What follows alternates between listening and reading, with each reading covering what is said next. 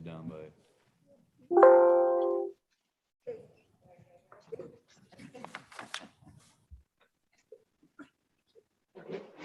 Uh-oh, what are you guys doing?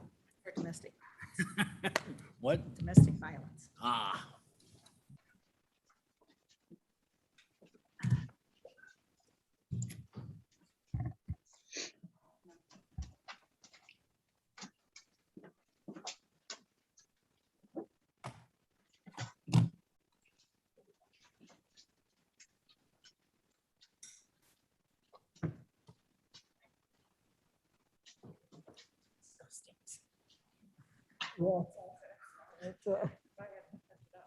Carol, Yeah. should I turn on the rest of the lights? Is it too dark in here? What's that? Should I turn on the rest of the lights? Sure.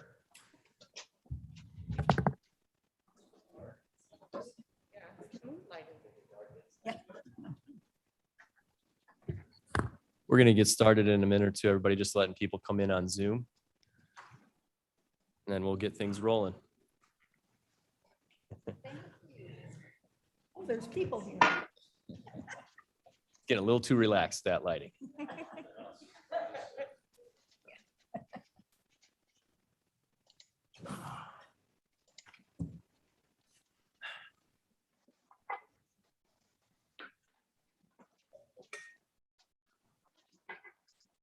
I've got names that aren't on here.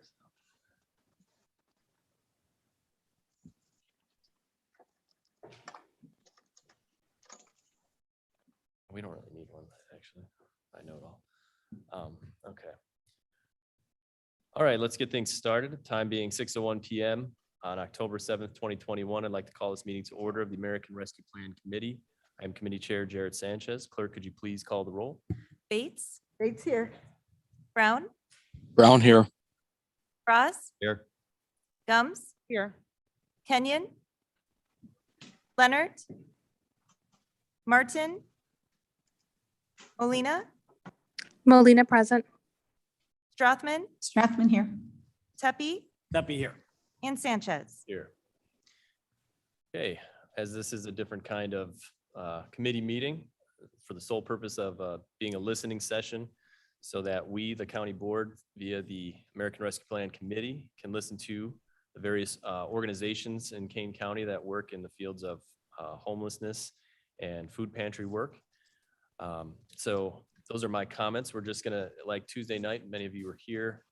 We're gonna call up people in order. I have a list of people who are RSVP'd, and there's some names online, and I'm gonna ask each one of them to identify themselves and let us know which organization that they represent. But otherwise, really what we're here to do is listen to all of those organizations and to their needs. So we'll give everyone 4 or 5 minutes to give a short presentation on what their needs are as far as an organization goes, their operational needs primarily, but also whatever other needs that they have and the challenges that they're facing, the effects that COVID-19 has had on their work. And all of this information is going to be collected and filtered to the rest of the American Rescue Plan Committee and the Kane County Board.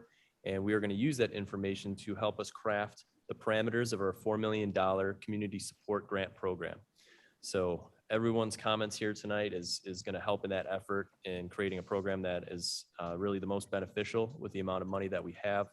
And will also give us some indications on what we could do potentially in the future to help all of these organizations as we go along. So thank you everyone for being here. Before I go over the list of organizations that RSVP'd, there are a few names that I see on Zoom that aren't on my list. So sometimes the people that sign up aren't the ones that are coming to speak.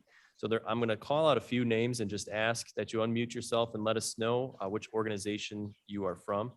So I'll first start with JPM. I just saw JPM. That's somebody here. Yes, that is, my name is Joseph Maddy. I'll be representing the Marie Wilkins Food Pantry, and I will change my name on the screen right now. Thank you. Excellent, thank you. You were on my list, but I didn't have an organization name attached to it. So Yes, Marie Wilkins. Excellent. You're welcome. Next one. Oh, they keep moving around. I love when that happens. Joanne Hartman. Joanne, can you tell us which organization you are with?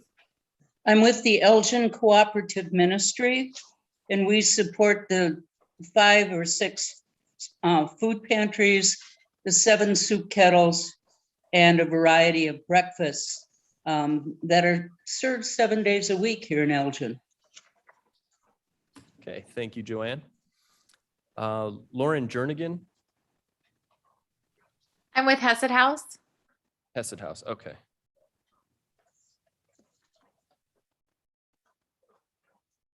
And then, let's see, Neil McMenamin, You got that last name really well there. I'm with Hesed House.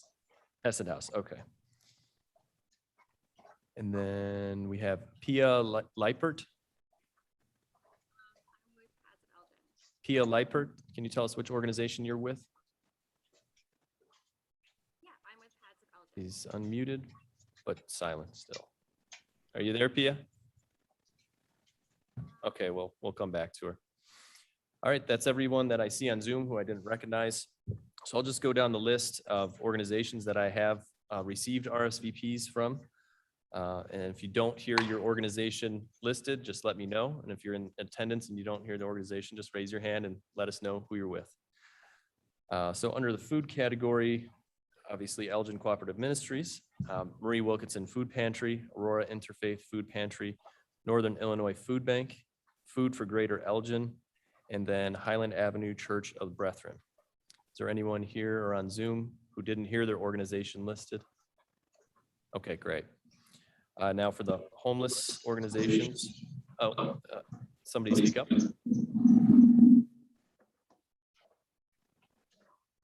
is that Mr. Tepe?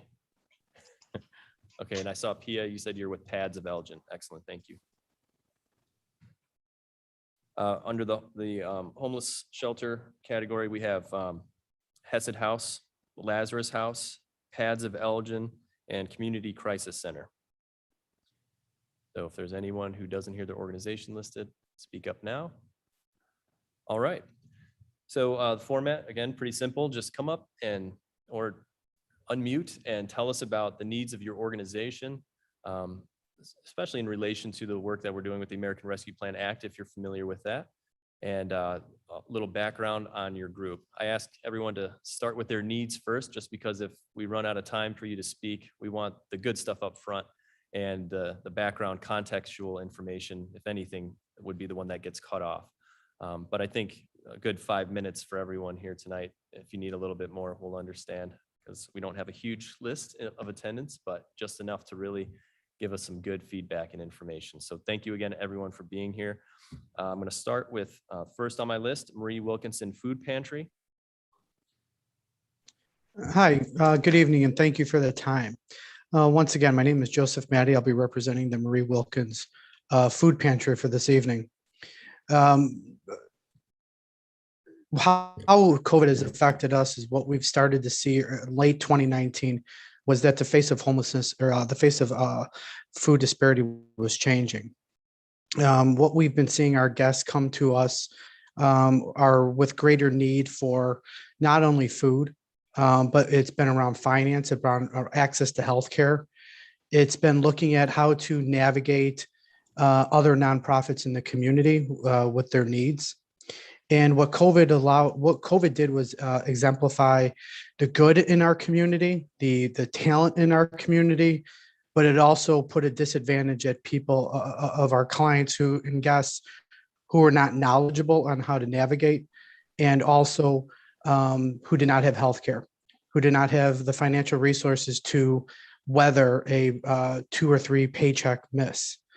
What we also started to see was that the face of hunger started to change from people that would be in a suit and tie on a Monday and Tuesday, but coming into a food pantry on a Wednesday, Thursday, because of the price of everything going up, a loss of a spouse's employment, and or the changing of having where their kids were going to receive food that week.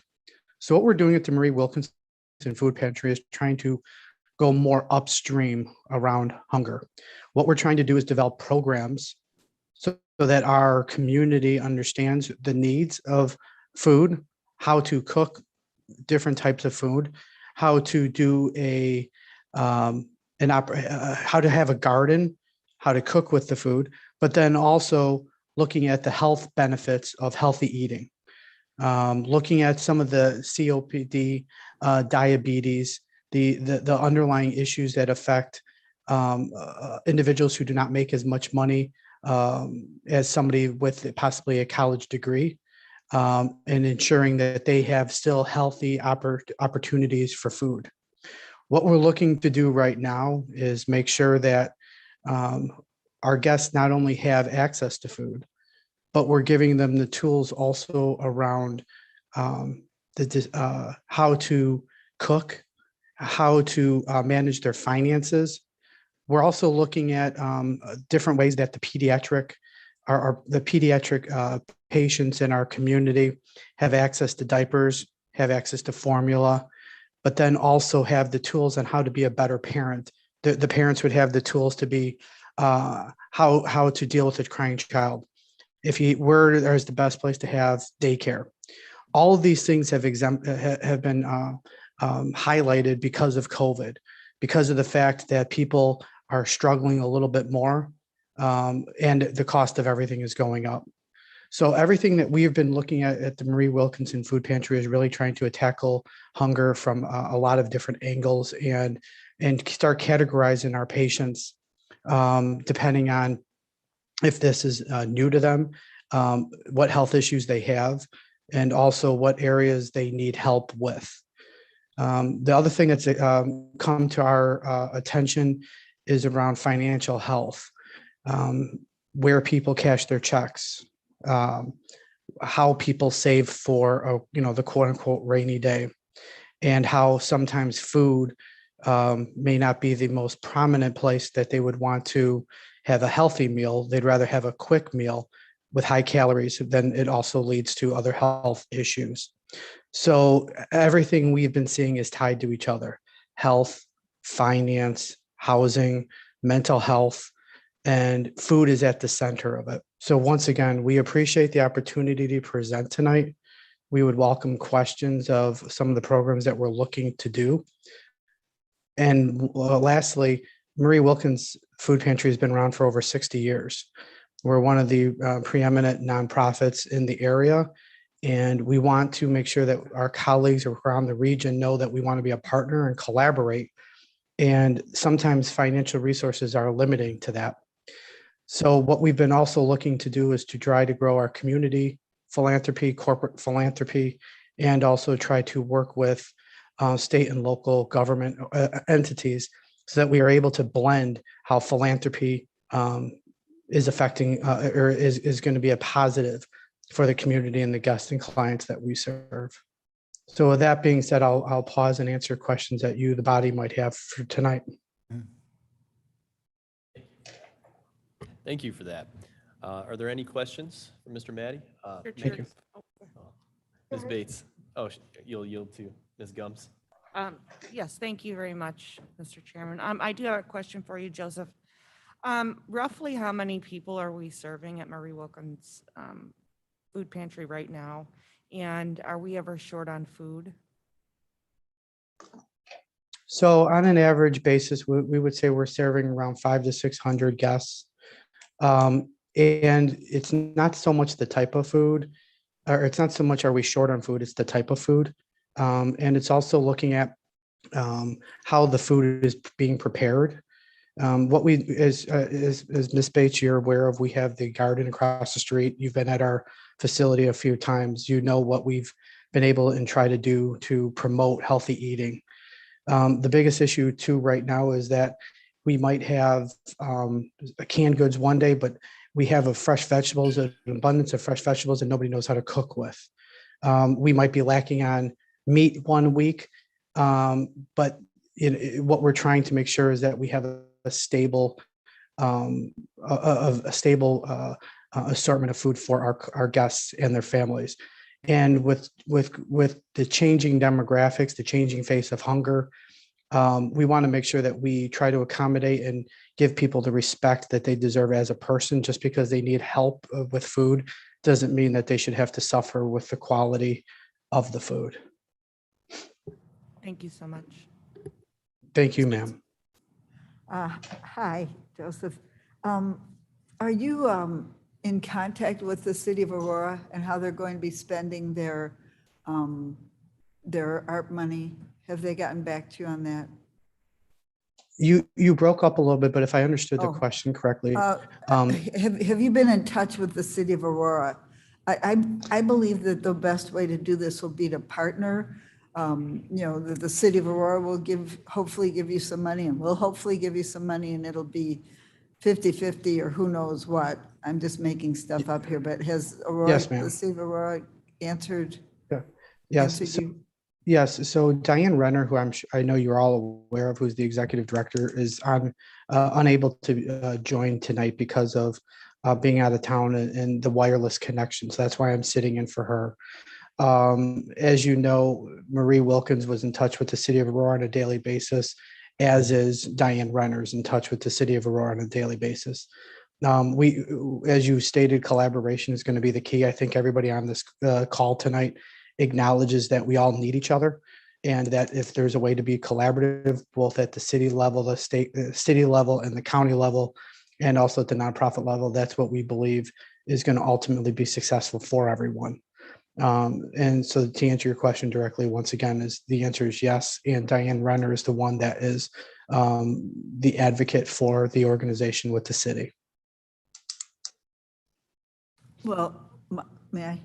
My question wasn't, did you contact them, but did they answer you back? Do you know? We have not heard, we have not heard any answer back from the Okay. city of Aurora at It this seems time. like the city of Aurora hasn't gotten that ball rolling yet. Okay, thank you. Yes, and a colleague, yes, we're still waiting. And, we know that everybody has a lot of stuff going on, so we're not upset, but we're hoping to hear shortly. Okay, me too. And just so you know, I'm not wearing a mask because I'm sitting in my home and nobody's with me right now. So don't think negatively of me. Okay. Ms. Strathman. Yes, Strathman here. I have a question for Mr. Matty. You mentioned a lot of really wonderful services. Are you able to offer those now, or is that on your wish list? So we all know it's the chicken or the egg, what comes, that's what we're looking at. What we're doing right now is putting plans in place, and we've been talking to our guests on what they want, what they would utilize. We've been piloting, we've been looking at developing cases for support so that we can go to philanthropists and corporations to see where their excitement would be, but then also wanting to make sure that we blend it nicely into the needs of our community.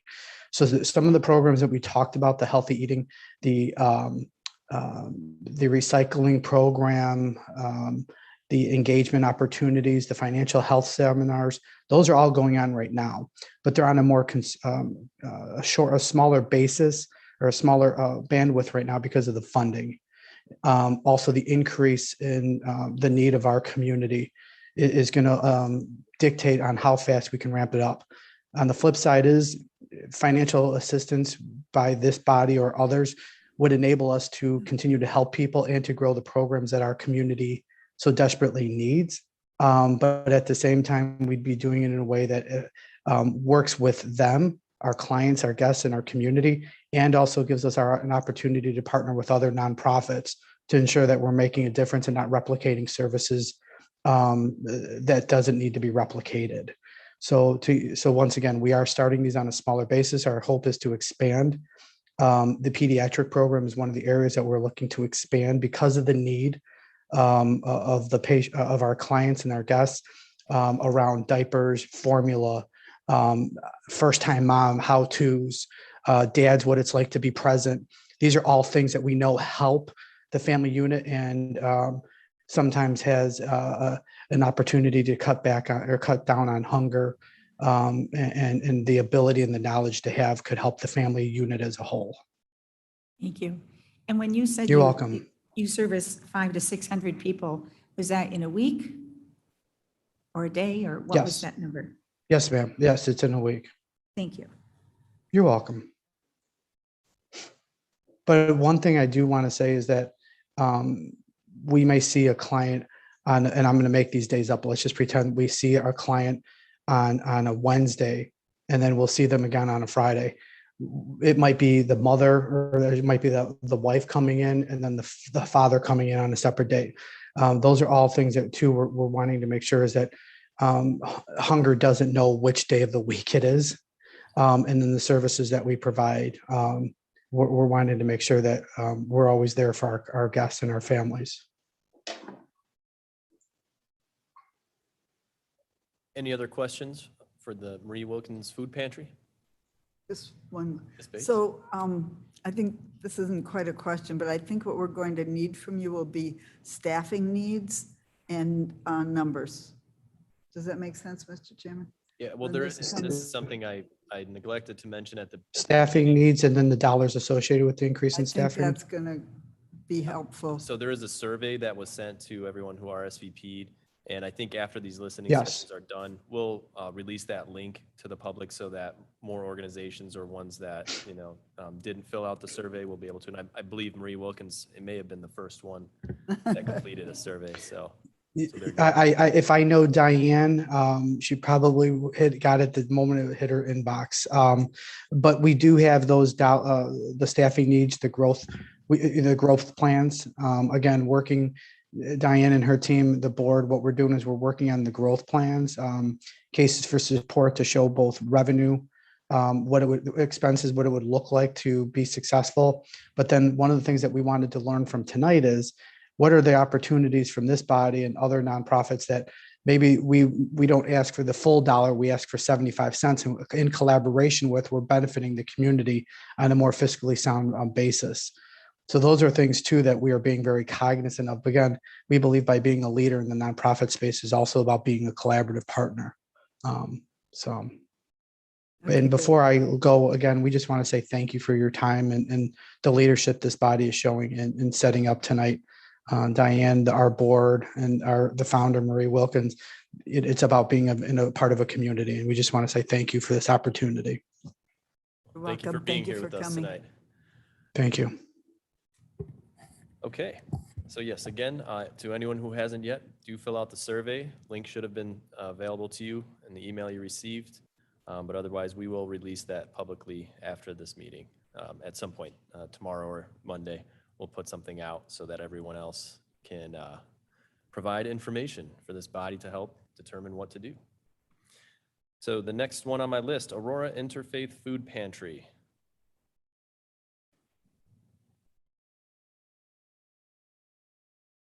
Welcome. Hello, everyone. My name is Shannon Cameron. I'm Executive Director of the Aurora Area Interfaith Food Pantry.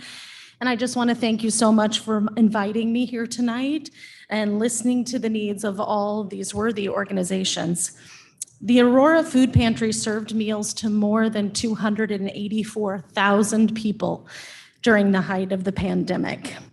We had to rent additional refrigerated storage space at an expense of over $10,000.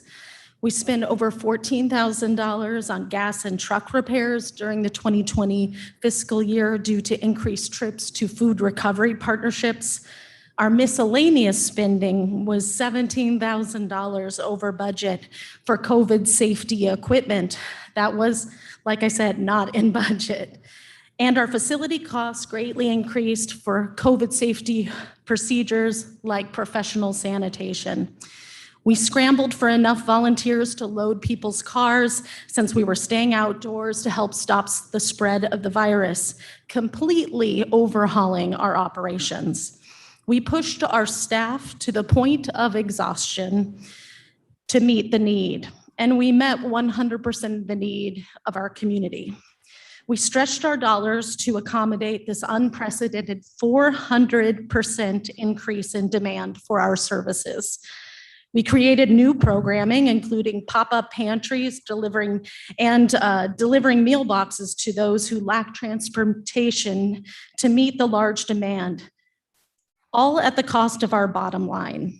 We did this because that's what our community expects of us, and it was an honor to be there for the residents of Kane County in a time of great need. Thankfully, the many residents of Kane County were extremely generous to the pantry during this time. The increased visits were regularly covered by the news, and this publicity was a call to action to individuals to donate. However, now that the pandemic is finally beginning to dissipate, it is far more difficult to reach the private sector, to stay in front of them, and to remind them that the need for food assistance continues, especially in the light of skyrocketing food costs and the end to the eviction moratorium in Illinois. Donor fatigue has become a real issue as well. Because the pantry relies solely on donations from the community and the competition is so fierce in this area, there comes a point where we have tapped people out, and individual donations are literally what keep our doors open. As we move forward, the need for food assistance is tremendous. It always has been tremendous, and especially due to the pandemic has become more so. The next recession, the next spike in unemployment, the next downturn in the economy will cause a spike in demand at our food pantry. There are still many families struggling from the effects of the pandemic, and we must continue to find a way to fund our operations in order to ensure no one seeking assistance is turned away. Just recently, we purchased a new refrigerated truck at the cost of over $88,000. This replaced the pantry's old, rusted, broken down truck, which had over 240,000 miles on it. And we are about to start a $250,000 greatly needed roof replacement. However, we also have great operating needs, and we want to do more for our community. We're hungry to do more. Lastly, when addressing what the Aurora Food Pantry is all about, helping those in need, we continually struggle with items we simply cannot afford to purchase for our clients. Laundry soap, shampoo, diapers, formula, adult diapers, menstrual hygiene products, wipes, etc. These are critical items that are in high demand by those in need due to them not being covered by WIC or SNAP benefit programs. And funding for these things in particularly could be life-changing for the families we serve. This ARPA funding to the Aurora Food Pantry is crucial as we recover from the pandemic. Funds will directly benefit Kane County residents who are struggling. And I hope you will consider us as you plan the process for this funding. And I will relinquish hopefully 2 minutes-ish back to you for questions. Thank you so much. Thank you. Questions for the Aurora Interfaith Food Pantry? Mr. Tepe. Yes. Again, thank you. Thank you for the good presentation. What's happened to your volume? And I'm sure it spiked tremendously last year. Mm-hmm. And hopefully it's decreased, but is it still increased from where it was, say, 2 years ago before this pandemic hit us? We still are at an increase, but our numbers are significantly down. We are compared to where we were a year ago at this time. And I think you'll find that across most pantries. I know you have a speaker from the Northern Illinois Food Bank who's our partner definitely with us in order to keep our costs down. We're thankful to them. Thanks, Janine. But we are still up and we're seeing more. Unfortunately, I'm seeing the same people in the line week to week.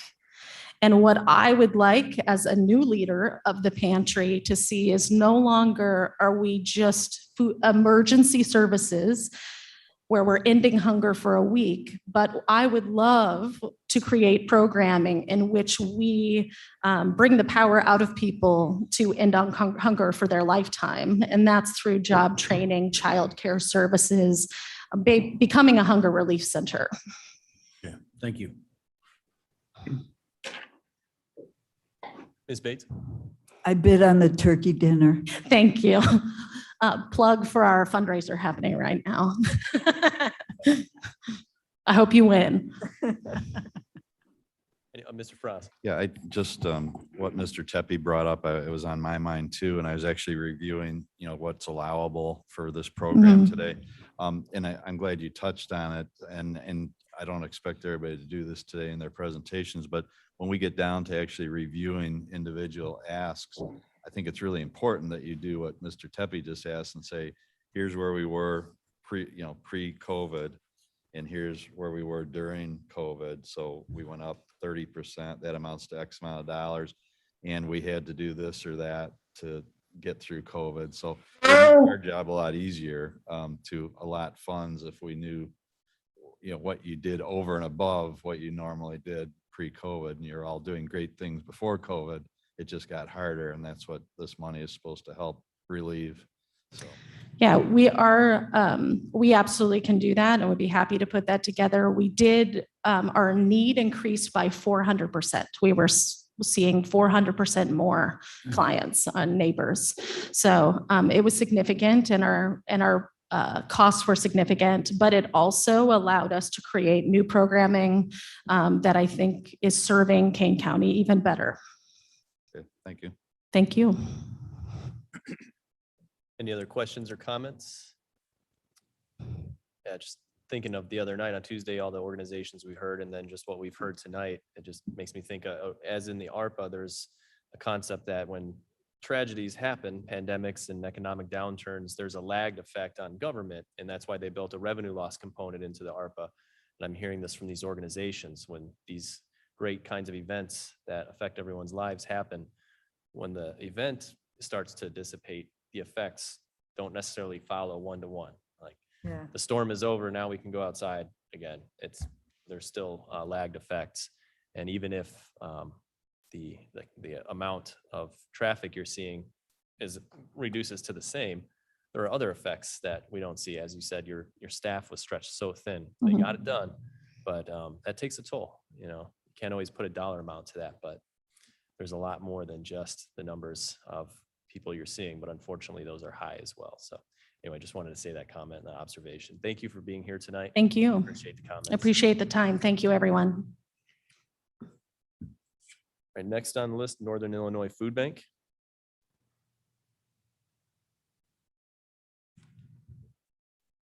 How you doing? Hello, can you hear me? Yeah. Yes. Hi, I'm Janine Canigeezer. I'm with Northern Illinois Food Bank. I have the privilege of serving on our philanthropy team. I've been with the food bank for 8 years, and the last 18 months, you're hearing a little taste of what it's like to be in the food insecurity business here in Kane County. I love hearing the enthusiasm and great ideas and the energy level coming from our member agencies, because I think we're tired, but we're also energized by what we've learned through the crisis. And I'll share a little bit about what the food bank does and how we fit into this puzzle of how we address food insecurity in the county, and tell you just some highlights of what we've went through this past 18 months. So COVID absolutely impacted food insecurity. I think you'll hear the individual agency numbers, but we know in Kane County last year, we acquired and distributed 12.8 million meals. That is significant growth over prior year. Most of the meals we distribute reach our neighbors through the member agencies. So last year, about 77% of meals that we acquired and distributed went to the member agencies and then to our neighbors. So it is truly a food insecurity system of so many passionate people working together to serve our neighbors. And I count all of you among those passionate people. I've already heard such thoughtful questions and comments, and I appreciate the opportunity to be here tonight and share more. We also increased our direct distribution during the pandemic because we recognized that some of our agencies were kind of being slammed with significant increased need. And also a lot of people who were newly food insecure just didn't know where to go. So we launched more mobile markets here in Kane County to reach those folks who were newly food insecure and to share information about resources. Food is one thing, but we also wanted to connect them to SNAP benefits that they're eligible for. Our SNAP team fielded significantly increased calls for those neighbors seeking help navigating that system. And we staffed up that team more during the pandemic and have sustained that level to help people with reauthorization and to keep those vital government benefits going for our neighbors. We have a new strategic plan, and within that strategic plan, our 2025 goal is really to reach 90% of our food insecure neighbors. We've been really successful at getting enough food to get that food out into all the communities we serve, and thanks to our member agencies, but we know that we need to be reaching the neighbors and making sure they are aware of the services available to them and that they feel welcomed and empowered when they visit the network members and our direct distribution programs. And all of these big ideas that you're hearing from our member agencies are in that same vein of making the experience better for those seeking assistance. Success with our plan will really depend on continuing our COVID response as long as it's needed, as long as we're seeing this elevated need and continuing to respond to that elevated need in our community and the knock-on effects of food insecurity rising during COVID. We want to enhance the food supply for our neighbors. So we want to have the nutritious food available for our network members so that they can order from our shopping list and get the things that they know will nourish our neighbors and help them to meet their dietary restrictions, preferences, culturally relevant food. We just finished an agency survey where we did some data collection on the needs within the network, and we'll be using that to help inform our food acquisition program. We've also launched a neighbor council, which will be an important way of collecting information from the people we serve to understand how we can do this better. So our biggest need right now is really funding for food for the network. Last year, a big chunk of the food we were able to distribute came from that CARES response, that coronavirus farm assistance program, which here in Kane County provided about 2.8 million meals. But that program is over, so we're not getting that beautiful produce, protein, and dairy product from the government that we can put out through all of our food distribution channels. So we've budgeted significantly more for purchased food, and we would really welcome an investment of this county in purchasing food for distribution through the Kane County network. Our goal as the food bank is to provide food and resources to our neighbors with dignity, equity, and convenience through partnership and innovation. We are so blessed by the network of partners that we have been privileged to build over 38 years. And I hope that you will look at the full picture, the puzzle of how we meet those food needs in the county and support us at every level across our network. I would also entertain questions. All right, any questions for the Northern Illinois Food Bank? Ms. Bates? Do you serve all of Kane County? We do. Do you serve other counties? We do. We serve 13 counties. Okay, so I think we would have to serve, our money would have to stay in Kane County. So, It is, yes, absolutely. so we don't want to go feeding anybody else. We understand that. I'm just kidding, of course. No, we understand that. And that's the intention of your ARPA allotment, is to serve Kane County, and we are able to manage that within the food bank. Okay. We did receive CARES funding from Kane County last year that we used to support our initial COVID response. And we also received it in other counties, but we were able to manage that money in accordance with the federal regulations. I think one of our priorities would be agencies that serve the entire county. And then you're serving the other, do you serve all the food banks, Marie and Yes. Wilkinson and Aurora? Yeah, and I can leave with you our county fact sheet or email it to someone. I don't know what the best way to get you that information would be, with a list of the partnerships we have in the county. So we work with the food pantries, soup kitchens, and shelters. We also collaborate with the school districts to provide after-school meals, with park districts and youth centers during the summer to provide summer meals. And we have senior programs in the county. And you have a direct program? You said 70% is through the agencies, but 30% is a direct? Yeah, 30% is through those programs like the weekend backpack program for children, our after-school meals, and our mobile market distributions. We've been doing a twice monthly mobile market at Elgin Community County. Elgin Community College, excuse me. And then for many months, we did a monthly distribution in Phillips Park in Aurora. What about Wabansie? Did you ever? I think we did do a mobile market in Wabansie. And the mobile market program is one that we really expanded during COVID. We had a mobile market program before COVID that was very, very popular already within our service area, but we expanded the availability of those mobile markets. And they're meant to complement the agency network and provide another way for people to get food. I liked what someone said, hunger doesn't know what day it is. So, you know, if you can get to the mobile market this week and next week go to the food pantry, fits around the neighbors' schedules. Thank you. Of course. Any other questions for the Northern Illinois Food Bank? All right, well, thank you very much for being here. Thank you tonight. so much. It was lovely to be with you. Thank you. Okay, next on the list. Food for Greater Elgin.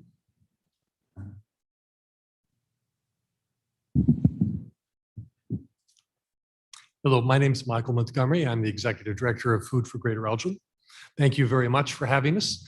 You will find that we're all the same, only different. But we do share a passion. We're here as part of a crusade to save people's lives, to make sure that people get food in a land of plenty where so often people don't get sufficient food. Food for Greater Elgin served over 86,000 people in 2020. That's up from 39,000 2 years prior. This year has been a wild year of ups and downs because $5,000 in stimulus checks that arrived in April had an immediate impact on many people. But this wild ride now puts us in August and September of this year, roughly right back where we were a year ago. The people who are hungry, the people who need food haven't gone away, and those needs are still present. Like everybody else, the cost of food has exploded. Before COVID, we spent $12,000 a year buying food. This year, we're budgeting $75,000. 12,000 to 75?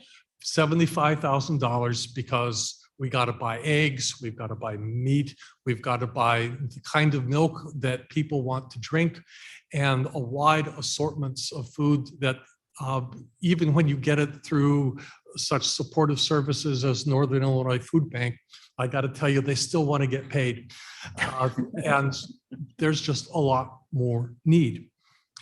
The realities of the food pantry business is that while we get a huge amount of food from Northern Illinois Food Bank, but most of our food comes by sending out a truck at 6 o'clock in the morning to go around to warehouses and grocery stores and picking up food that is called the Direct Connect program that's administered by Northern Illinois Food Bank.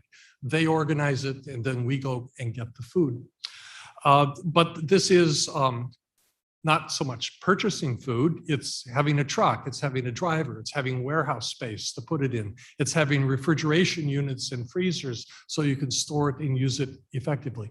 You can't draw a neat line between program and capital in this because they intertwine so thoroughly. Funding from you, from ARPA, then hits us at a particular point in time with both tremendous opportunities and needs because we don't see the need for food going away. But we're limited in space. We're limited in our vehicle, which burns through $6,000 to $14,000 a year in repairs. We'll get an announcement by another organization seated to my right on Saturday that they're giving us money to help buy a truck, but it won't be for the full cost of that. But we thank you very much.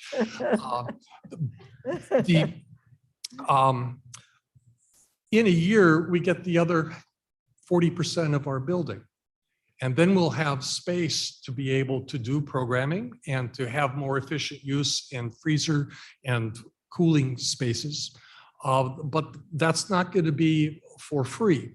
And we'll have to renovate that part of the building in order to do the programming This is, in my view, a wonderful use of ARPA funding because it doesn't set you up for another grant request in another year. This can be one-off funding that empowers us to serve the people of Northern King County for years to come. We do need money to buy food. There's $36,000 that's unaccounted for in our budget right now. We do need a community relations person to help organize the neighborhoods of our communities that we serve so that we can get food to people who need it most. So that I can divide the pie any number of ways there, but your help is very gratefully appreciated. If you've got questions, love to answer them. Okay, any questions for Food for Greater Elgin? Mr. Tepe? Mike, thank you for being here and thank everybody else for being here. And as you opened, we said, you know, you're all alike and you're all different. But the key thing that I've noticed among almost all of the organizations that are here tonight are the volunteers that you have. And if you might, and not everybody has to expand upon it because your experience is probably very similar to the others. You might talk about the extent of the volunteer organization that you have. We're newer, so we're also poorer, I think, than some of the organizations. We got a staff of 7, and we will run about 200 volunteers, 200 to 400 volunteers a month to make the place run. You learn you got to have a volunteer coordinator to work the volunteers, but we also need someone who's going to run distributions and to reach out into the community, into the neighborhoods, and the tremendous variety of neighborhoods from the Lao communities, the various Hispanic communities.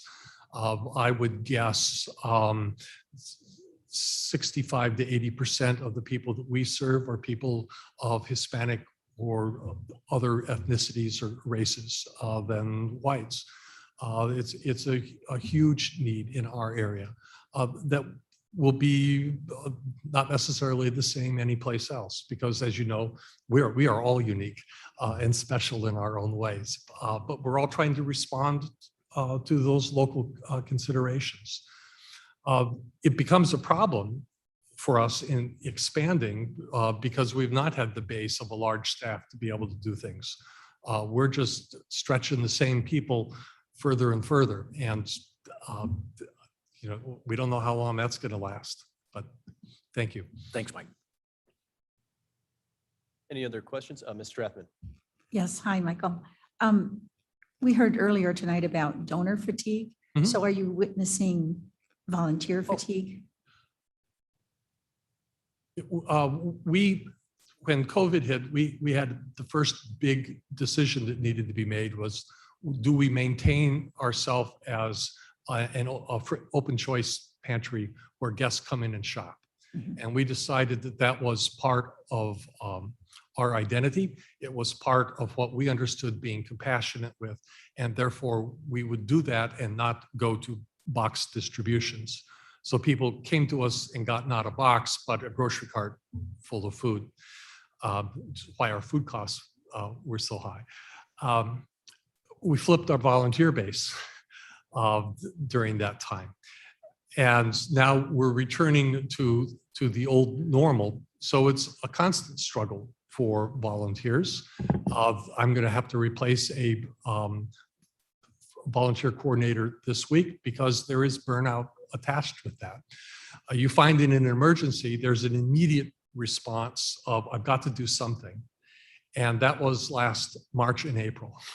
It was the golden age of fundraising for food pantries and getting volunteers. But May came soon enough and that dried out. And so, yes, there is donor fatigue, there is volunteer fatigue, but the needs of the people are still very much there. Thank you. Any other questions for Food for Greater Elgin?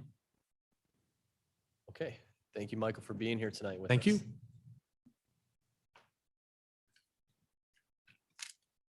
All right. Do we have Cheryl Gray, Highland Avenue Church of Brethren. Yes, hello. My name is Cheryl Gray, and you, Mr. Chairperson, we are members of the Elgin Cooperative Ministry, so I'm here representing the Elgin Cooperative Ministry. Okay. I chair a soup kitchen at my church, Highland Avenue Church of the Brethren, so you've got us listed twice there. The Elgin Cooperative Ministry is actually a 501c3 organization that brings together the food pantries and soup kitchens in the Elgin area. And one myth I want to bust right now is that soup kitchens do not serve soup. We serve hot meals. I want to express our need as a very small organization by comparison to others that you've heard tonight, to transition from an all-volunteer operation to a couple of paid part-time positions for cooking and for social media support, and to support no-income residents with bus passes to be able to get to new locations in our city that may host over the winter. So that's my need up front. I'm here to represent the needs of the soup kitchens, which also serve breakfasts as well as dinners. And we do this every day of the year. And our soup kitchens are called soup kettles, and we've been doing this for more than 30 years in Elgin. It's a great note of pride for our city. This is solely supported by the faith-based organizations and volunteers from over 24 congregations in the area, not just Elgin. Half of our meal guests that attend either breakfast or dinner are chronically homeless, and the other half of guests are primarily recipients of government disability benefit programs. Many of the guests that we serve have mental health challenges such as substance abuse or intellectual disabilities. The soup kitchens have traditionally served as a place to engage in fellowship, receive warmth and acceptance, and find support and resources for the common hurdles that life brings. Prior to COVID, our volunteers made and served more than 50,000 meals a year. In 2020, we served just 38,000 meals because of isolation and people not being able to get out. We needed to pivot at that time to meet needs and ended up using trucks to bring boxes of food to certain locations to distribute to families. We distributed gallons of milk, 8 tons of milk specifically, at 13 school sites over the summer in U46, and opened a produce stand, which continues to operate now at my church. Currently, most of our soup kitchens, because of where the fellowship halls are located, which are the traditional basements in churches, are closed. So they're serving carry-out meals to diners who now sit on curbs outside in all sorts of weather conditions in parking lots, rather than at tables in warm church fellowship halls. My church is an exception. We happen to be very fortunate to have a design where our fellowship hall is on the first floor and ventilation can occur there. But elderly volunteers are rightfully concerned about serving meals in church basements to people who may be unvaccinated. So our most significant current challenge is recruiting and retaining volunteers. Churches were closed for most of 2020. Church participation since then has taken a nosedive. In my own soup kitchen, we lost half of our volunteers, most who were above the age of 60, and have needed to retool and change many practices to continue providing meals following COVID safety protocols, It's been a big challenge. Our remaining volunteers are working twice as hard and are exhausted. And as a point of personal privilege, today I started my day at 9 o'clock at the Northern Illinois Food Bank, picking up 500 pounds of food. I made a meal today for 80 people at a different soup kitchen just because I was substituting for them. So this is what we're doing, is trying to patch together things to continue. We only missed 2 meals during COVID being distributed to people. And we're really proud of that as an all-volunteer organization, that people could come and depend on their meals. We see great hope, though, in a post-COVID future that includes shifting from volunteers from churches, many that have aging congregations.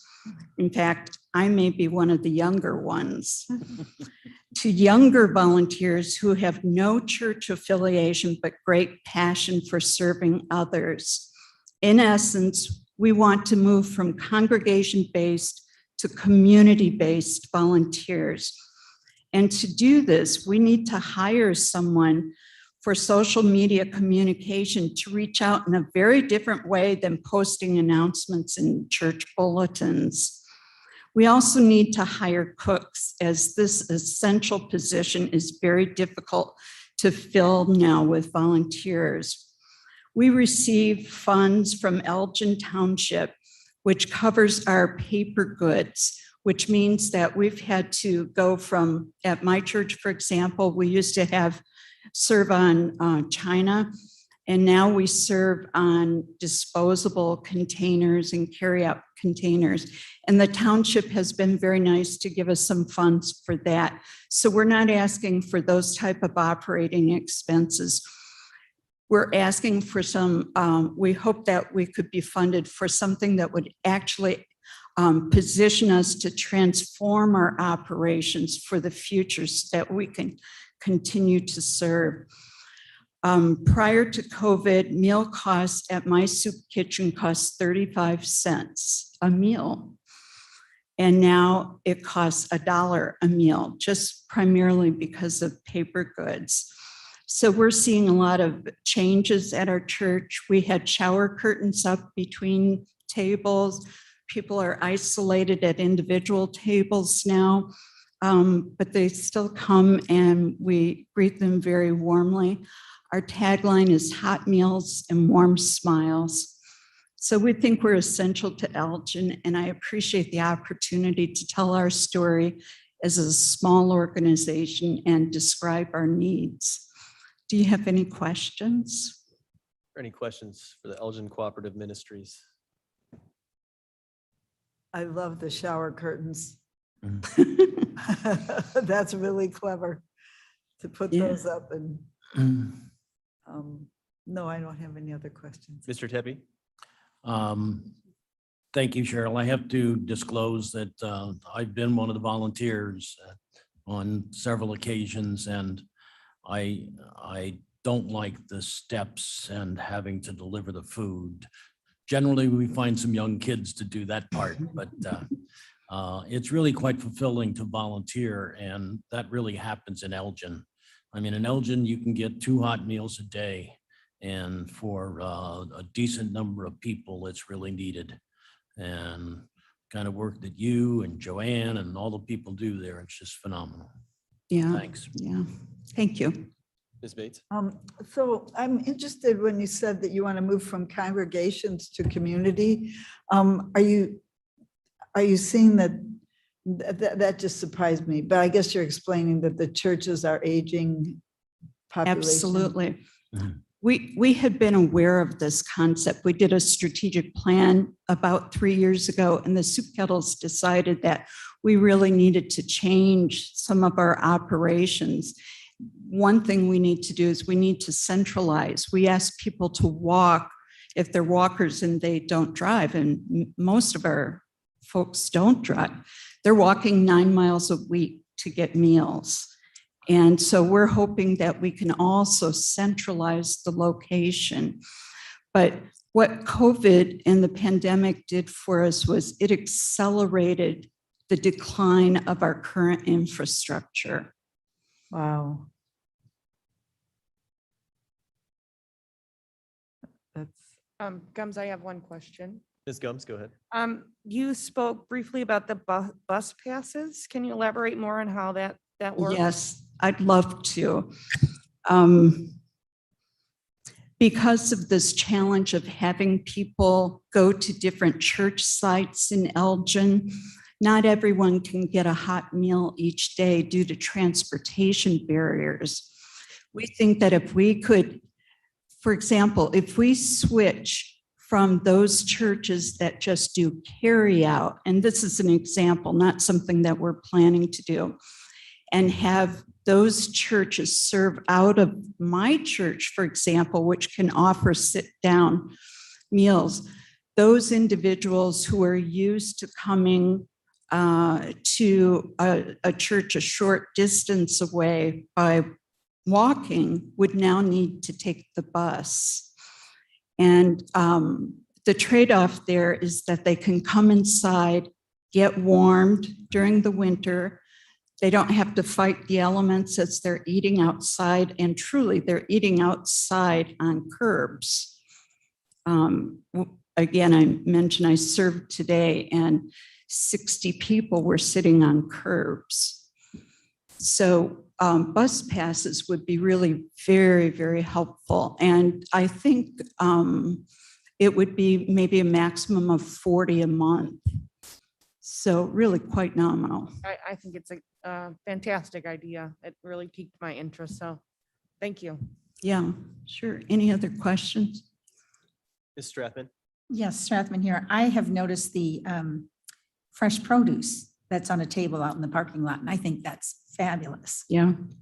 It's just a wonderful adjunct to your food. Yeah, one of the things that we're very pleased with is that I'll plug here, Klein's Farm Market in Elgin gives us quite a bit of that produce, as well as Target in South Elgin. And we have people go out and rescue those so that we have them available. Ms. Bates, did you still have a question or a comment? yeah, so you are from the Church of the Brethren and the Elgin Co-op Ministry. Yes, I manage at the Church of the Brethren. That is my soup kettle that I manage and lead. And then all of the managers of all of the soup kettles and the food pantries and other meals programs work collaboratively through the Elgin Cooperative Ministry. Okay. And they're the 501c3 organization. And if we ever have needs for one soup kettle, for example, we probably have needs for more than one. And so we collaborate. And what I think you'll see tonight is not just collaboration in Elgin. Like every week we go to Michael's food pantry and pick up our food for the week, which he gets from other sources in the connection for Northern Illinois Food Bank. So this really is a great network. Wonderful. I was at a dinner at the Church of the Brethren one time, and it was really fun. It was after a march. We were marching for some cause or another up in Elgin. Yeah, we're a progressive congregation. Thank you so much. Thank you for being here. Okay, I think that is it for the food pantry and food section of the list that I have here. So the next few will be related to homelessness. If there's anyone online that I didn't catch who represents an organization working with food access, please speak up now, just in case I missed anyone that came online. Okay, so then I will call the next guest, Hesed House. I believe we have Lauren Jernigan. It's actually, I'm Joe Jackson. Joe. Executive Oh yeah, I Director. have you listed here too. Yep. Hey Joe, how you doing? Doing great. How about yourself? Good. Good. Thank you so much for having us here and organizing this tonight. Definitely greatly appreciated. For us at Hesed House, much like many of these other organizations, COVID has absolutely flipped our world upside down. I like to say that we've used the word pivot more times than Ross moving a couch. on that episode of Friends. But for us at Acid House, unfortunately, COVID is nowhere near the rearview mirror for us. We're still very much in COVID mode here and have needs due to the pandemic. Our greatest need, honestly, is staffing. And that starts with our case management team. Our case management team is beyond inundated with work related to programs like rapid rehousing, emergency rental assistance, homeless prevention, all things that are aimed at either getting people housed again very quickly and efficiently, or making sure that people out there who are on the brink of homelessness never have to experience that in the first place. At this point, we need at least 2 extra case managers to process applications and this type of work. To give you an idea of where we're at, right now we have over 300 individuals and families in the queue for emergency rental assistance. And that's a new program that addresses the eviction moratorium, which just ended. In that program, just over the last 12 months, just to let you know where we're at with that and what we've been doing, there's been over 1,000 instances where we've been able to help individuals and families with avoiding evictions. In the past, this has been typically 300-ish on an annual basis. We've also helped over 200 individuals and families directly in obtaining housing over the last 12 months. So that's the case management side of things, but we also have a shelter here at Hesed House. It's what we're actually most known for, and it is a low threshold shelter. And low threshold shelters come with many challenges, but those challenges honestly are they're further exacerbated with a global pandemic. Can I ask you what that means? What do you mean low shelter? What'd you say? Low threshold shelter. So basically, honestly, as long as you are not a registered sex offender, you have the opportunity to stay with us at Hesed House. And the only reason that barrier is in place is because we have a family shelter on site with children. But otherwise, we are very much open, and our goal is to meet people where they're at and work with them on their barriers of homelessness to get them housed as quickly and efficiently as possible. So did that answer the question? Yes, thanks. Okay, perfect. Thank you.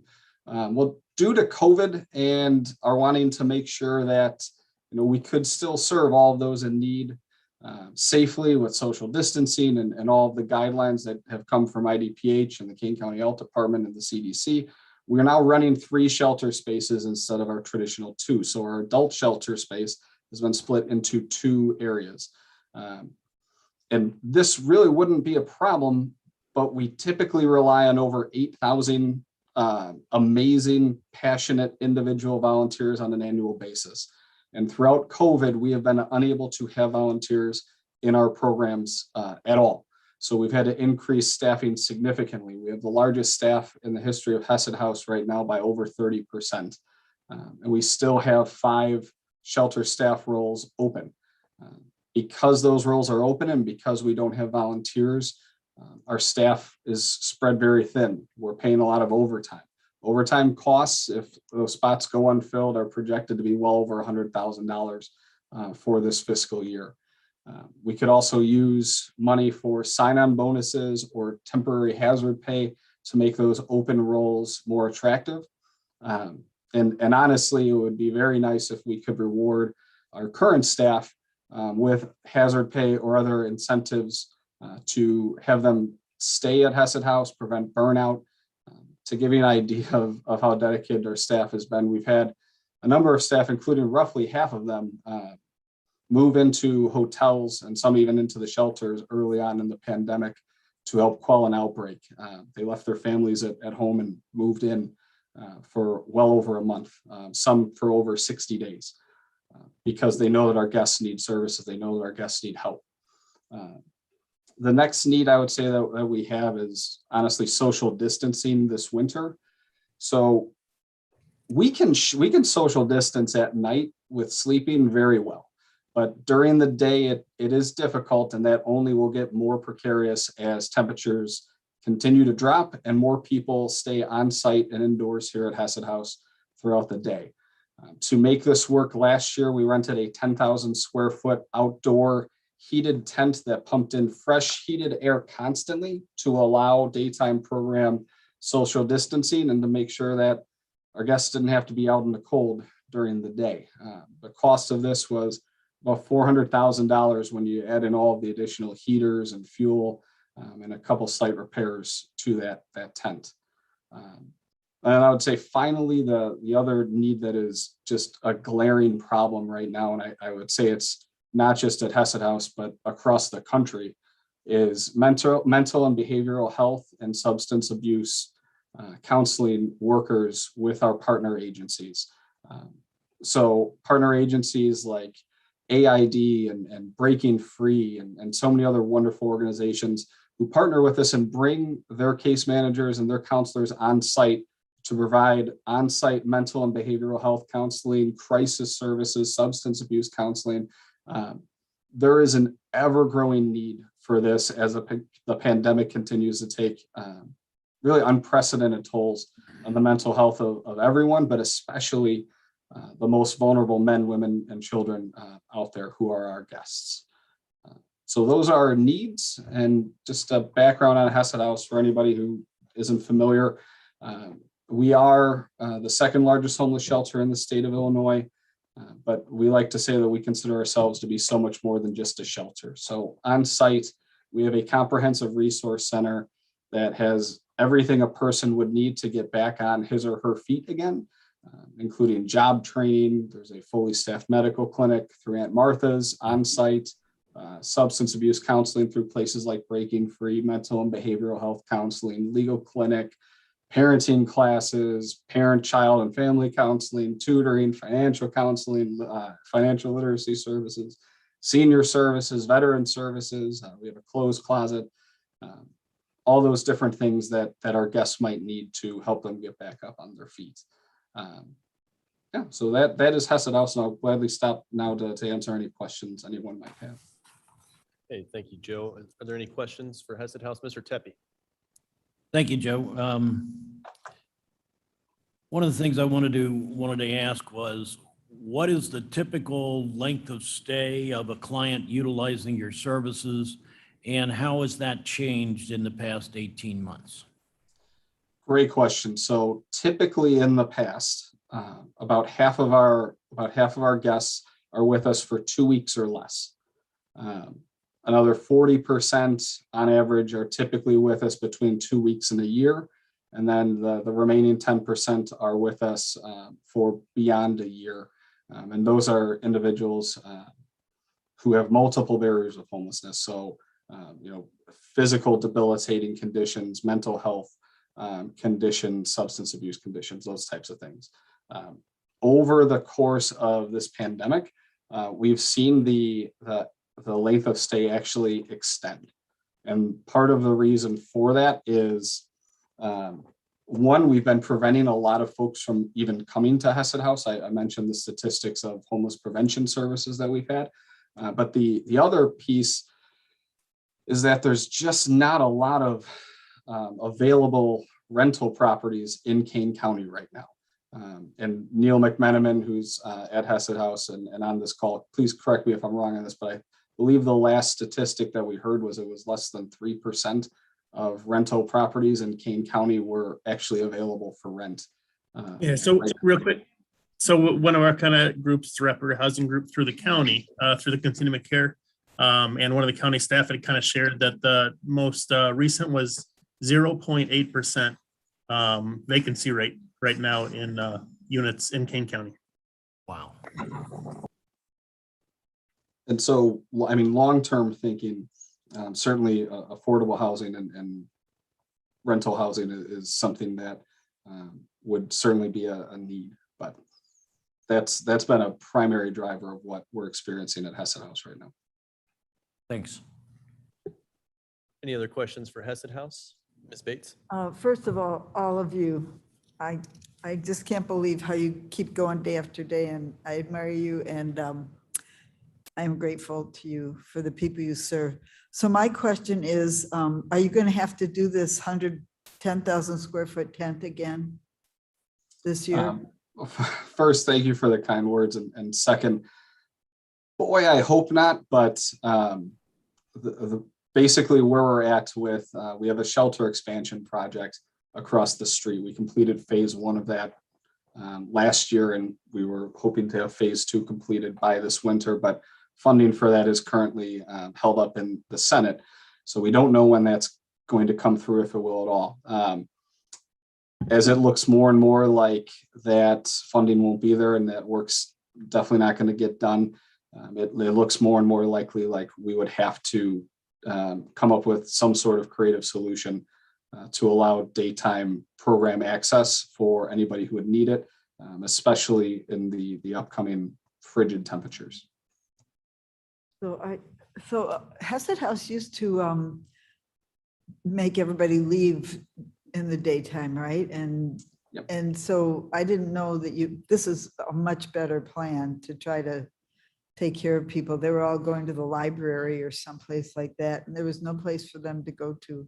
And they really resented that a lot. So this is a much better step for them. So here comes the big tent, huh? Thank you. Thank you. If I had it, I'd write you a check for $400,000 to pay for that. You don't have that, Davis? What? Thank you for that. You can date it in a couple I months. forgot my checkbook, so. All right, any other questions for Hesed House? Gums, I have a question Gums, for go you, ahead. Joe. Can you expand on what you anticipate happening with the eviction moratorium that is now over? Absolutely. So with that, just over the last couple of weeks, we've had over 300 people come to, or 300 households come to us facing eviction. Over this last week, it was really the vast majority of those people. So unfortunately, I do not see that number going down or leveling off anytime soon. If anything, I see there being a sharp increase. Now, there's a lot of help that is out there. There's a lot of organizations that are out there and partnering across the state with similar emergency rental assistance programs. The county is going to have county representatives in eviction courts, which will be great to be able to hopefully head some of those situations off right then and there. But we're going to see an increase, and it's, in my opinion, going to be a rather sharp increase as those evictions start to go through. There's a situation in a local community right now where that just this past week, we found out that there's going to be about 37 people who are going to be displaced. And again, that's just kind of the tip of the iceberg. So That's a big worry for me. So I absolutely, us thank as you well. for answering that. And also I had another question. There was recently a bill signed into law from our governor for menstrual products that will be offered to our homeless shelters, some of our community colleges and our universities. So hopefully you guys are on board with getting that. It doesn't take effect, I think, until January 1st, but hopefully that can offset some expenses there as well. Absolutely. That was the bill that Representative Barbara Hernandez sponsored, correct? That's correct, yes. And then hopefully we'll get it to include SNAP and WIC, but this is a completely separate bill. But yes, that's what I'm speaking of. Absolutely. Yeah, that is fantastic. Thank you. Ms. Bates. So Kane County received $15 million a while ago, 6 months ago, 4 months ago, for rental assistance to help people not get evicted. Are you helping people find that money? Yes, we are. So that's that emergency rental assistance program. Through IDA? Yeah, yep. So we have that in full swing here. But again, our case managers are inundated, and we could certainly use more staff to help process those. Okay. And be of assistance. And they might not be able to find a place to live anyway. Although if they're already there, we can help prevent the eviction. Exactly. I say all the time, typically we're here for the worst day of somebody's life when they become homeless. And the best way to end homelessness is to make sure it doesn't happen in the first place. So that's our goal with that program. But we definitely need some help there. Thank you. Okay, thank you for being here with us tonight. Thank Appreciate it.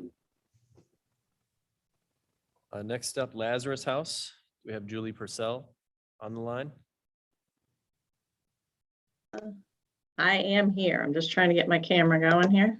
Let's see. There I am. Hello. There you were. I was. There I am. There I am. Hello. Well, going after Hesed House is a tough act to follow.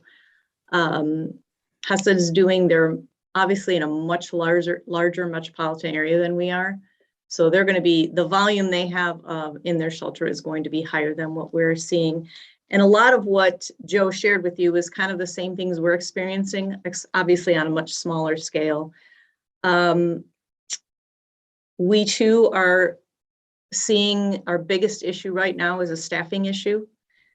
We too have a lot of open positions, mostly in our operational staff positions, which are the people who are basically running the shelter. They're the ones who are preparing the meals, accepting the donations, working directly with the guests on a day-to-day basis. We lost a lot of those staff members toward the beginning of COVID when they just were uncertain of working in a congregate setting during that time. We have since hired some, but it's been so difficult to hire staff based on the boost they got with unemployment, perhaps the extra money they got from the government. So we've really struggled to find high quality staff that are willing to come into the shelter. And the experience we're having right now is people are coming in, it's almost like an employee-based situation right now where they're telling us which hours they want to work and whether they want to work in certain areas of the shelter or not. So we're really struggling, and what we're ending up doing now is we're having to close. Lazarus House has an emergency shelter program, which includes a women and children's day center. We also have a transitional living center, homeless prevention programs, and we do a food only program at our door. What we're having to do right now is we're having to shorten hours. For example, in the Women and Children's Center, we normally have a front door person who works certain hours during the day when the volume is high and when we see a lot of people coming to the door. We've had to cut that shift altogether. The Women and Children's Center is closing earlier. And we also have staff who don't normally work operations are having to take those shifts as well. You know, for example, for myself, this coming Tuesday, I'm working a 6:30 a.m. till 10:30 a.m. shift just to keep the shelter open and keep it functioning. We sat down with our board president recently, and we are coming up with a risk assessment plan. We've never had to do that for staff before. We've had a financial risk assessment plan. What happens when our funding gets too low? What would we do?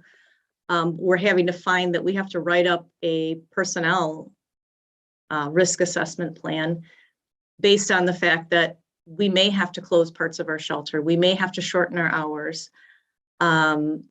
So that is our biggest struggle right now. As Joe shared, we haven't had volunteers in shelter because we're trying not to bring in more people into the shelter than we need to, just to minimize that risk of COVID within the shelter. But one thing we have started doing again, because we're seeing such substance abuse issues and mental health issues have escalated during COVID, we are starting to bring back some of our classes. Well, there are groups for, like Joe mentioned, parenting. We have a women's group. We have a men's group. We have a loss group. It's kind of a grief/loss group because the homeless population have lost a lot, whether it's loss of home, loss of their jobs, going through divorce, losing their pets because they can't bring their pets into shelter.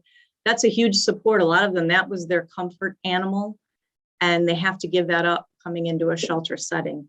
So we're starting to get more of those resources for our guests. Let's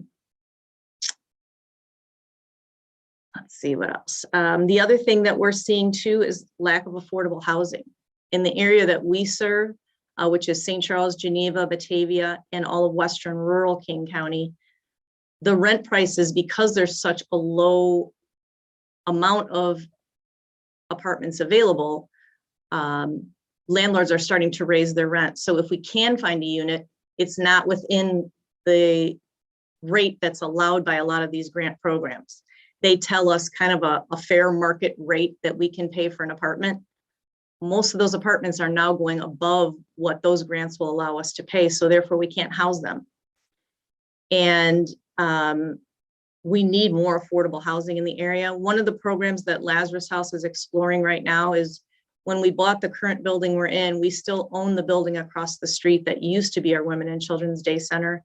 Right now, we are in the exploration process and beginning renovation process of creating 2 apartments across the street and creating shared housing options. Because a lot of our guests, that's the only way they're gonna ever be able to afford to live independently. So we're trying to create some of that affordable housing in the community that doesn't already exist.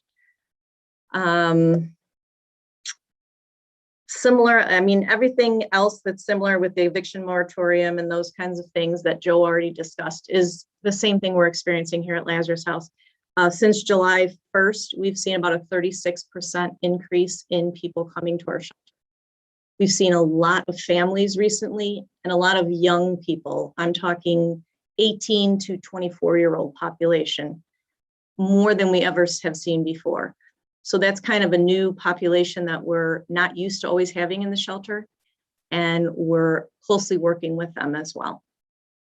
So that's basically where we're at right now. Do you have any questions? Any questions for Lazarus House? Ms. Bates? Has anybody ever proposed a shelter that you can bring your pets to? What we've done to try to answer that is we've set up some linkages with some different organizations. One's with Anderson Humane, and they'll house a pet for a certain period of time, and then they'll try to find a foster family.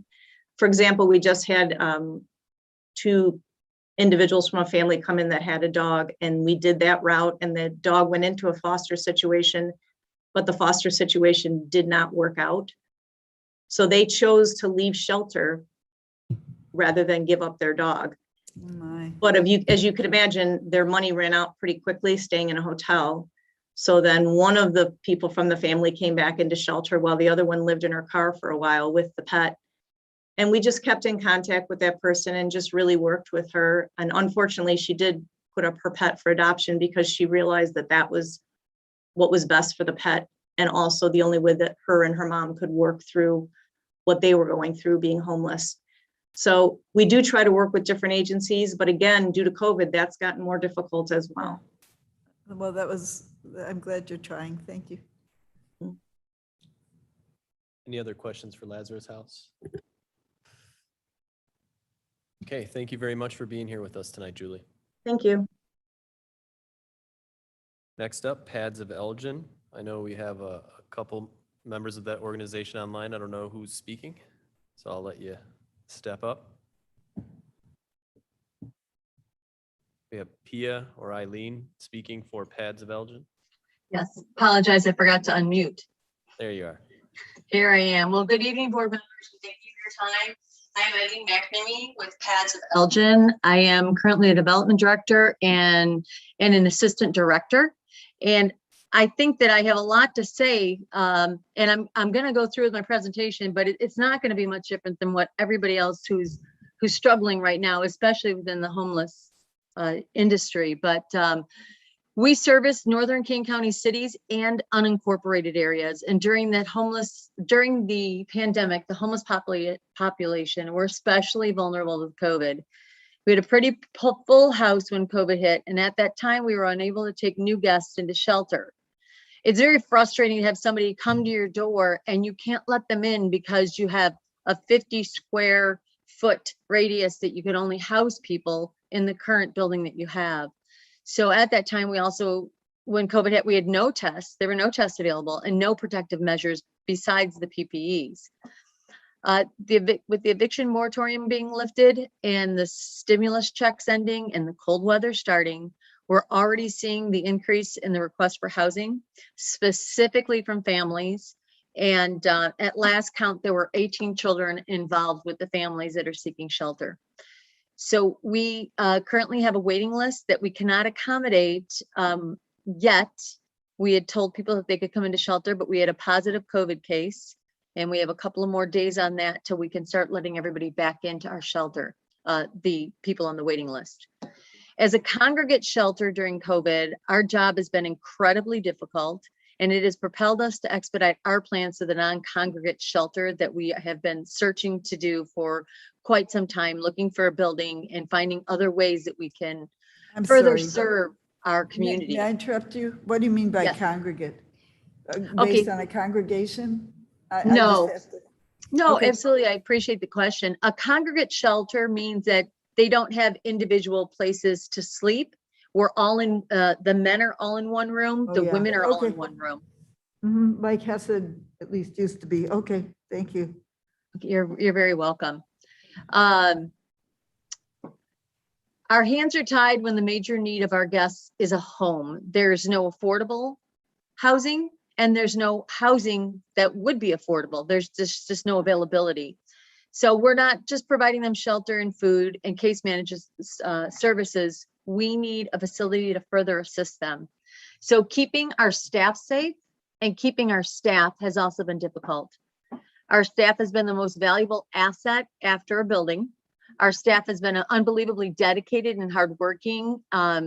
They worked for more than they're paid 40 hours a week, and now it included weekends and nights, as everybody else is attested to. We need to offer our competitive wages to secure our consistent and qualified employees. We are vigilant in our housing and care of guests, which has kept our incidence of COVID outbreaks to a minimum. We've been able to isolate any cases that arise to make sure that no other guests are affected. But this is no small feat and has taken time and resources away from our dedicated staff from our mission. So more has to be done. And we are unsure when this will end, this whole pandemic, and if the next pandemic will arrive. So I'd like to repeat what Joe said regarding our, all of us had additional needs for mental and behavioral health. And Julie's comments about guests that lost their support system. We too had a guest who brought in a pet that of course we can't keep. And it was in foster care. And then they had an incident in foster care. And then again, Anderson Humane took the dog in for a short time. And they were so concerned that the dog may be adopted out because it was at Anderson Humane that they moved back to their car. I mean, that is their support system. So right now, our biggest need is our capital investments in our public facilities so we can meet the pandemic operational needs of the homeless community. And when we're still in our congregate living facilities, we are the most concentrated and at risk of spreading COVID. So all of us here, even if we're not in a hospital, everybody who's before you now, we are frontline workers in this fight on COVID. And the need for funding these services are just so critical at this moment. So any funding that we can get makes a huge impact on our homelessness, our impact in the homelessness community, and the amount of people that we can serve and how well we can serve them. So, I'm quoting your executive summary that the Fiscal Recovery Fund was established to help turn the tide of the pandemic by assisting King County's most vulnerable population. We can do that. So thank you, everyone. And I appreciate you listening to my speech. Thank you, Eileen. I do have a question. What is your service area? Is it just Elgin or is it outside of Elgin as well? And Oh, do you no, have it's people coming all from of, over? it's all of Northern King County, including unincorporated areas, all of Northern King County. And it's a pretty large area. So. Unincorporated, that's our territory. Yeah. Right. Any other questions for Pads of Elgin? I have a question for Hesed House, Mr. Hesed House. We're on Pads right now. Are you still a congregate shelter? I remember I volunteered there a couple of times. I helped there and it was all one big room. Is that still how you do it? Is that still Hesed houses like that, Joe? It is, we are still a congregate shelter. We've incorporated the social distancing. And then in the plans for the shelter expansion project, we are incorporating non-congregate aspects to that. So. Okay, thanks. All right. Thank you, Mr. Any questions for Pads of Elgin? All right, thank you, Eileen, for being here with us tonight and letting us know about your organization's needs. And thank you all very much. Okay, next up, Community Crisis Center, Maureen Manning. Do we have Maureen Manning? There she is. Good evening. Whoa, that's loud. Hi. Okay, Community Crisis Center was formed in the spring of 1975 when a group of local Elgin women set out to find resources for a neighbor who became homeless with her 2 children. She had nowhere to go. There were no resources in Elgin, and so they formed a board and they obtained 501c3 status and they secured funding from our Elgin Township and opened the shelter in July and a hotline. Within the first month, the first battered women showed up and our domestic violence program was born. Other services were soon added. Our pantry, sexual assault services, children's services, batterers services, and our economic crisis program. Over the last year and a half, like everyone else here and online, we've been profoundly affected by the COVID-19 pandemic.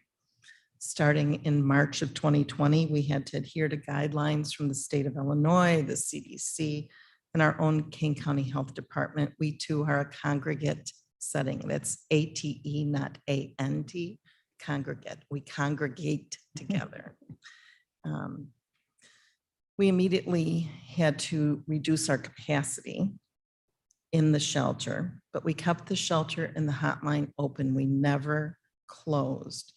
We procured funding from the state to place women in a hotel until on-site shelter beds would open up. So the process began. Go to the hotel, wait for someone to leave shelter, move to shelter, put someone new in the hotel, and so forth. And we've been doing that for the last year and a half. Everyone who comes into the building has to be screened with COVID questions. We take their temperature. We continue to social distance. We're constantly sanitizing, and we strongly encourage vaccines. By September of 2020, we had made renovations to the building so we could resume our walk-in services for our small pantry. We're just an emergency supplemental pantry. We're not a full service operation. We refer to Food for Greater Elgin, and we'll give someone just enough meals till the next day. 1 day of food is 3 meals. So in the last fiscal year, we have provided 4,378 nights of shelter to 219 residents. That was 151 adults and 68 children. Our pantry gave 11,957 days of food to 414 clients. That's an unduplicated number because we don't restrict how often someone can come. That same client can come over and over and over throughout the course of the year, whatever they need. In addition to the food, we've given away blankets, socks, bus passes, toiletries, 16,821 toiletries. That could be deodorant, shampoo, razors, soap, feminine hygiene products. We give away toilet paper because you can't buy that with food stamps. We gave 380 coats, 43,584 diapers because you can't buy that with food stamps. Cooperating with Northern Illinois Food Bank, we did 85 turkey meals at Thanksgiving time. That was a turkey and all the fixings. So we do work with all of our cooperative partners. And our issue, like everyone else, you know, we've mentioned donor fatigue, volunteer fatigue. We have staff fatigue and the staff turnover. I lost another staff member today. We don't have competitive salaries. We can't recruit. We can't retain staff. Our case management staff is burning out. And like Hesed House, we have the rental assistance money. Can't even get the people in fast enough to screen them. We have a waiting list. So, okay, you're on the waiting list. And as soon as someone has a slot, the one case manager who's there will sit down and do the huge application with that person. So we need staffing. We need to increase salaries to be competitive and to, attract staff and to retain staff. And that's our big need. I didn't see that survey, but I'll look for that, Mr. Chairman, after I get back tomorrow. So if anyone has questions, I'd be happy to try and answer those for you. Any questions for Community Crisis Center? Not at this time. All right. Thank you for being here with us tonight. So that is the end of my list. If there is anyone either in person or online whose organization did not get a chance to speak yet, let me know now. I think we covered everybody. So I want to thank everyone once again for being here with us tonight. This is extremely beneficial for the county board in helping us craft our $4 million program.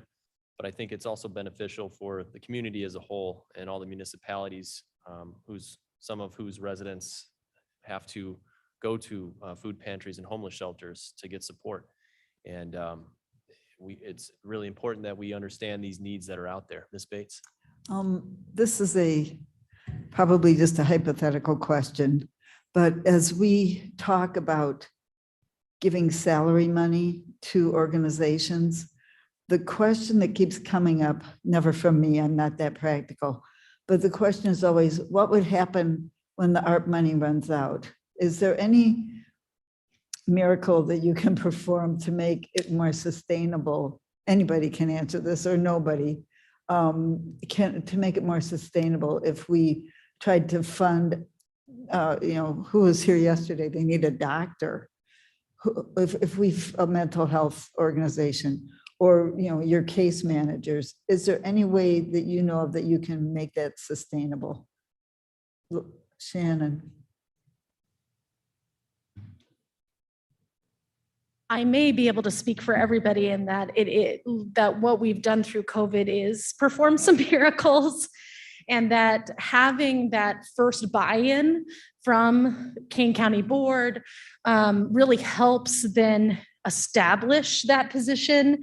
And then we can show the data of what has occurred because of that extra staff, which helps us go to other foundations, other donors, other governmental bodies, and prove the effectiveness, the efficacy of that as well. So I think, it is a problem. I think everyone here is worried about how do we continue to fund those positions, but I think all of us see the great need of something like a caseworker or doctor, whatever, but counselors. So I think getting us that first hurdle, we're there, we're in for the marathon for sure, and we'll find a way. Ma'am, just say your name again for the record, just so people who don't know. Shannon Cameron from the Aurora Food Pantry. Thank you. Thank you. Okay. Yeah, and that's an interesting perspective, just the idea of establishing a position with some relief money to then show proof of concept for other sources that may help out. That is a debate we've had internally. Do we even want to go in that direction, or just keep it to retention and sign-on bonuses, things like that? But that is an interesting perspective. So thank you for sharing that with us. Yeah. Mr. Frost. Yeah, you probably aren't all in one room or online at the same time. So I just want to take this time to thank all of you and your staffs for the thankless hard work you do. And it's definitely below the radar of most people in the county. So thank you very much for all your work.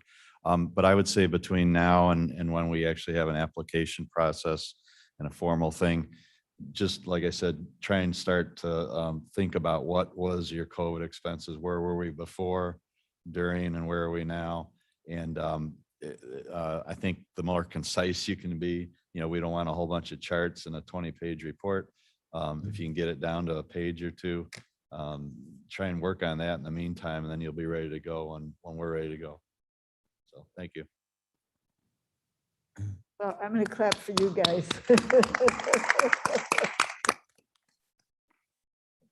Well, thank you again, everyone, for being here and for presenting.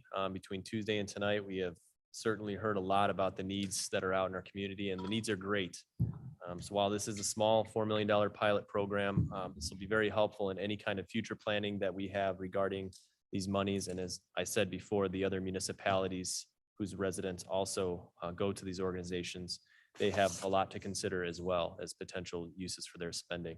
And then going forward beyond this money, just knowing what kind of need is out there and trying to find any other way that we can help meet that need. So thank you for being here. We will send some type of, press release or something out with the link to the survey for other organizations who have not completed it, to just give us more information that will be helpful in our decision-making process. And the portal, can you talk about the portal a little Well, bit? the portal isn't open yet. I know. So once we get our program together, that's kind of our next steps, is bringing this information to the committee with some initial recommendations and letting the committee decide how they want to craft this program. And once that gets filtered through the county board, I believe we will then be in a position to open the portal. So hoping for sometime in early November, if all stars align, early to mid-November, we'll have a portal open with criteria for application. So stay tuned, and we'll definitely be letting everyone know once we get that put together. So thank you all for being here. I think next step now, public comments. I know we don't have anyone from the public who wishes to speak. So I'll ask for a motion and a second to adjourn. Bates Motion. moves. Bates Second. moves. Come seconds. All those in favor say aye. Aye. We are adjourned. Thank you.